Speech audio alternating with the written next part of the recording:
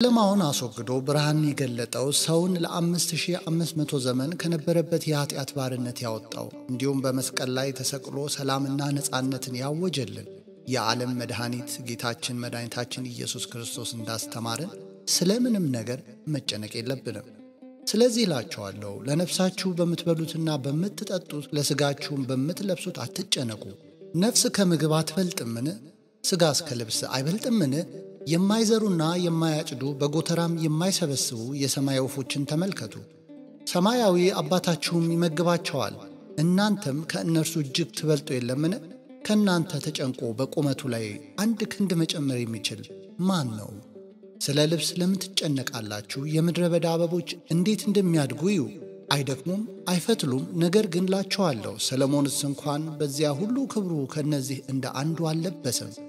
እግዚአብሔር ግን ዛሬ ያለውን ነገም ወደ እሳት ምድጃ የሚጣለውን የምድረ በዳ ሳር እነሆ እንደዚህ የሚያለብሰው ከሆነ እናንተን ሃይማኖት የጎደላችሁ እናንተማ ይልቁን እንዴት! እንግዲህ ምን እንበላለን፣ ምን እንጠጣለን፣ ምንስ እንለብሳለን ብላችሁ አትጨነቁ። ይህንንስ ሁሉ አሕዛብ ይሹታልና፣ ለእናንተ ግን ሰማያዊ አባታችሁ ይህን ሁሉ እንድትሹ ያውቃል። እናንተስ አስቀድማችሁ የእግዚአብሔርን መንግሥት ጽድቁንም ፈልጉ፣ ይህም ሁሉ ይጨመርላችኋል። ለነገ በማሰብ አትጨነቁ፣ ነገ ለራሷ ታስባለችና ለቀኒቱ ክፋቱ ይበቃታል እንዲል ማቴዎስ ምዕራፍ 6 ቁጥር 25። እንግዲህ ጌታችን ከተናገረው ቃል በመነሳት ጭንቀት ማለት ከመጠን በላይ ማሰብ እንደሆነ እንረዳለን። ስለዚህ ለኑሯችን በምንም ጉዳይ እንዳንጨነቅ ስላስተማረን ስለ መብልም ሆነ ስለ አልባሳት እንዲሁም ደግሞ መጠለያ ስለመቸገር መጨነቅ ከንቱ ነው። ምክንያቱም የሰማይ አባታችን እንኳን በአርአያውና በአምሳሉ ለፈጠረን ለእኛ በሰማይም ይሁን በየብስ ላይ በመሬትም ሆነ በባህር ውስጥ እንዲሁም ደግሞ በከተማም ወይም በዱር ለሚኖር ግዙፋን እንስሳም ሆነ ለጥቃቅን ነፍሳት ምግብን ያዘጋጃል፣ በጥላ ከለላውም ያኖራቸዋል። በምድራዊ ሕይወታችን ለሚገጥመን ማንኛውም ችግር ከእግዚአብሔር ዘንድ መፍትሔ ይኖረዋል። በእርሱ አምነንና ታምነን እስከምንኖር ድረስ ከመከራና ከሥቃይ ያወጣናል። ሰዎች በተለያዩ ጊዜያት በሕይወታቸው ውስጥ ችግር ሊገጥማቸው ይችላል። የሚረዳቸው ቤተሰብም ሆነ ዘመድ ከሌላቸው ደግሞ ችግራቸውን ስለሚያባብሰው ወደ ከፋ መከራ ውስጥ ሲገቡ ሰምተንም ሆነ ተመልክተን ይሆናል። ነገር ግን አምላካችን እግዚአብሔር ሰውን የሚፈትነው ለበጎ እንደሆነ በማወቅና በመረዳት የነገን ተስፋ አድርጎ መኖር ይኖርብናል እንጂ ተስፋ መቁረጥ ወይም ደግሞ ማማረር አይገባም። በተቻለው መጠን ለኑሯችን ተሯሩጠን የዕለት ጉርሻችንን መሙላት እንዲሁም ደግሞ ወደ ተሻለ ሕይወት መትጋት ይኖርብናል። ቅዱስ ጳውሎስ በመልእክቱ ሊሰራ የማይወድ አይብላ ብሎናል። ሁለተኛ ተሰሎንቄ ምዕራፍ 3 ቁጥር 10። እግዚአብሔር አምላክ ለወፎችና ለምድር አራዊት መብል ቢያዘጋጅላቸውም እንኳን ምግብ የሚሆናቸውን ነገር ፈልጎ ለማግኘት ሁሉም የየድርሻውን እንደሚወጣ ሁሉ ሰውም መትከል፣ ማረስ፣ መቆፈር፣ ማጨድና መገንባት እንዲሁም ደግሞ መነገድ አለበት። እነዚህ ሥራዎች በፈጣሪያችን ዘንድ የተፈቀዱ በመሆናቸው ልንተገብራቸው ይገባል። ሥራችንም እንዲባረክልን በጸሎት መጠየቅ እንደሚገባ ቅዱስ ጳውሎስ በምንም አትጨነቁ፣ ነገር ግን በሁሉ ነገር ጸልዩ፣ ማልዱም፣ እያመሰገናችሁም ልመናችሁን ለእግዚአብሔር ግለጡ በማለት ተናግሯል። ፊልጵስዩስ ምዕራፍ 4 ቁጥር 6። በሐሳብ መጨነቅ የማይገባን እንደሆነ ሐዋርያው አስተምሮናል። ሆኖም ግን ሰዎች ለምድራዊ ሕይወታቸው በተጨነቁ ቁጥር የነፍሳቸውን ዋጋ እንደሚያጡ ጌታችን አስተምሮናል። በዚህም መሠረት የሥጋችንን ፍላጎት መግታት እንዳለብን ከቅዱስ ቃሉ እንረዳለን። አምላካችን እግዚአብሔር ሕይወትን የሚሰጥ ነው። የምድራዊ ሕይወታችን የተሟላ እንኳን ቢሆን የጎደለንን የነፍስ ስንቅ አውቆ የነፍስ ምግብ ሊመግበንና የሕይወት ጽዋ ሊያጠጣን ስለሚሻ ከኀጢአታችን ነጽተን በንስሐ በመመለስ ለሥጋው ደሙ እንድንበቃ ይፈትነናል። በዚህ ላይ የጻድቁ ኢዮብን ታሪክ ማንሳት ይገባል። ኢዮብ ባለጸጋና የእግዚአብሔር ሰው ስለነበር ሰይጣን ቀጥቶ ባመጣው መከራና ሥቃይ አምላክ ፈተነው። በአንዲት ቀን የኢዮብ ገንዘብ ሁሉ ጠፋ። ሥጋው በደዌ ሥጋ ከራስ ጠጉሩ እስከ እግር ጥፍሩ ድረስ ተመታ። በዚህም በአስጨናቂ ደዌ ውስጥ ኖረ። ወንዶችና ሴቶች ልጆቹንም በአንድ ጊዜ አጣ። ሆኖም ግን ኢዮብ እግዚአብሔርን አመሰገነ እንጂ አንዲት ቃል እንኳን በፈጠረው እግዚአብሔር ላይ አላጉረመረመም። ኢዮብ ምዕራፍ 3 ቁጥር 1። የነበሩት ከብቶቹ፣ ገንዘቡ፣ ሀብትና ንብረቱ ሁሉ በጠፋ ጊዜ እግዚአብሔር ሰጠ፣ እግዚአብሔርም ነሣ፣ እግዚአብሔርም እንደፈቀደ ሆነ። የእግዚአብሔር ስም የተባረከ ይሁናል እንጂ ተስፋ አልቆረጠም። ኢዮብ ምዕራፍ 1 ቁጥር 21። ይህ ሁሉ ፈተና ካለፈ በኋላ ግን እግዚአብሔር በደመና ውስጥ ኢዮብን ተናገረው። ከዚያ በኋላ ከደዌ ሁሉ ተፈወሰ። ሀብቱንም ሁሉ ባርኮ ከቀድሞ እጥፍ አደረገለት። የተባረኩ ልጆችንም ሎሌዎችም ወንዶችም ሴቶችን ሰጠው።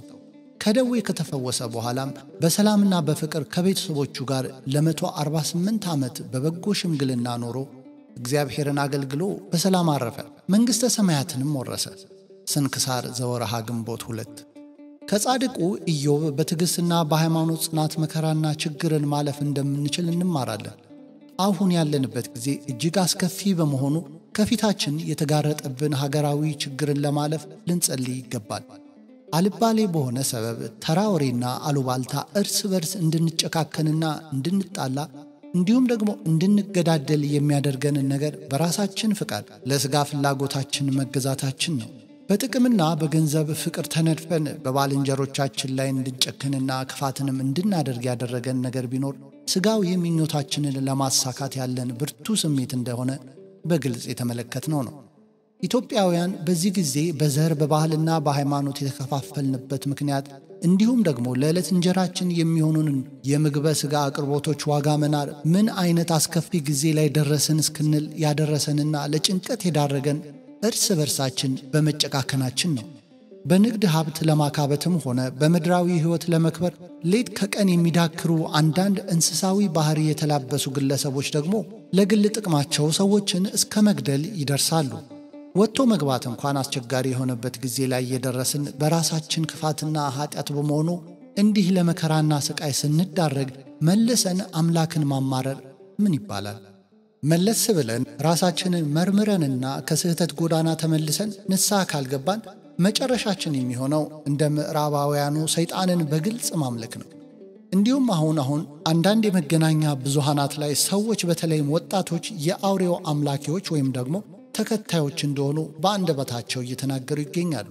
ካሉበትም የድህነት አረንቋ ለመላቀቅም የሰይጣናዊ አምልኮ ድርጅት በማቋቋምና ለአውሬው በመገበር ገንዘብ እየሰበሰቡና የግል ጥቅማቸውን እያሟሉ እንደሆነ በተለያዩ መገናኛ ብዙሃን ላይ እየተገለጸ ነው።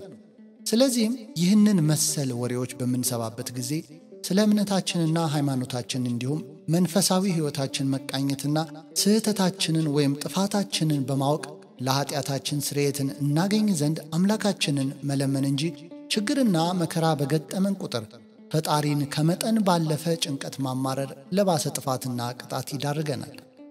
አምላካችንም መፍትሄ የሚሰጠን ከልብ ተጸጽተን ይቅርታና ምሕረትን ስንማጸን ነው። በብዙም ቢሆን በጥቂቱ እግዚአብሔርን እንዳስከፋ ነው በመረዳት ልንለምነው ይገባል።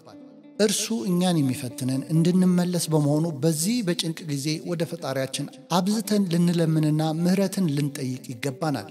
ለበጎ ሰዎች ይህ ጊዜ ሰማዕትነት ሲሆን፣ ለኃጥአን ግን የንስሐ ጥሪ ነው። የማንሰማ ከሆነ ግን በመቅሰፍቱ ያጠፋናልና ለሆነው ላልሆነው ከመጨነቅ ይልቅ በአምላካችን እግዚአብሔር አምነንና ታምነን ይህንን መከራ ጊዜ እንዲያሳልፍልን ጭንቀታችንን እንዲያስወግድልንና ችግራችንን እንዲፈታልን ለእርሱ አሳልፈን በመስጠት መኖር ያስፈልጋል። አምላካችን ልዑል እግዚአብሔር በቸርነቱና በምሕረቱ ይጎብኘን፣ ይህን የመከራ ጊዜ ያሳልፍልን፣ ይቆየን። ወስብሐት ለእግዚአብሔር ወለወላዲቱ ድንግል ወለመስቀሉ ክቡር አሜን።